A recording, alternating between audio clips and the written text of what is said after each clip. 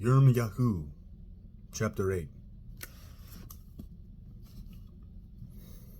At that time, says Adonai, these enemies will remove the bones of the kings of Yehuda,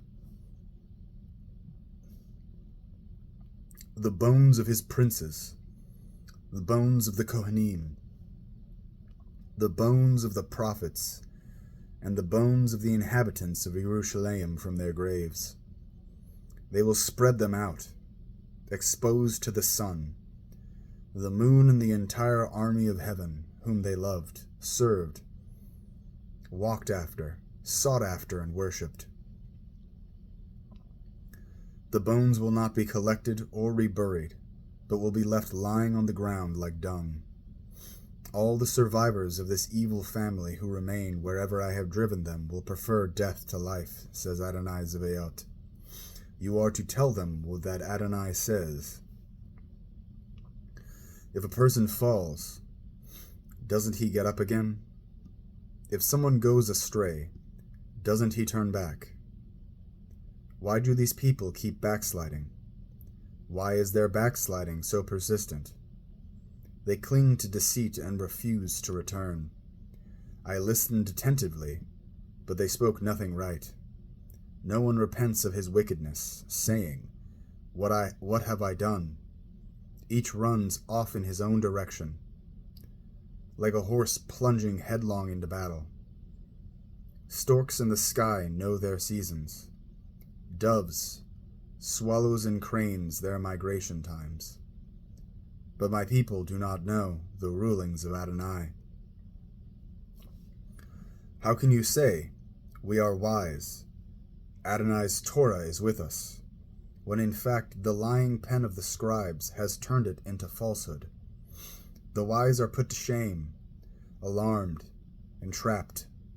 They have rejected the word of Adonai. So what wisdom do they have? Therefore I will give their wives to others, and their fields to those who take them over. For from the least to the greatest, all are greedy for gains. Prophets and cohanim alike, all practice fraud. They dress the wound of the daughter of my people, but only superficially, saying, there is perfect shalom, when there is no shalom.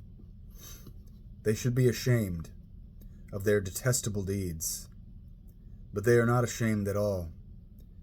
They don't know how to blush. So when others fall, they too will fall. When I punish them, they will stumble, says Adonai. I will put an end to them, says Adonai. There are no grapes on the vine and no figs on the fig tree. The leaf has withered, and what I have given them will pass from their possession. Why are we sitting still? Assemble. Let's enter the fortified cities and meet our doom there. For Adonai our God has doomed us. He has given us bitter water to drink, because we have sinned against Adonai. When we look for peace, nothing good comes. When we seek a time of healing, instead there is terror. From Dan can be heard the snorting of his horses. When his stallions neigh, the whole land trembles.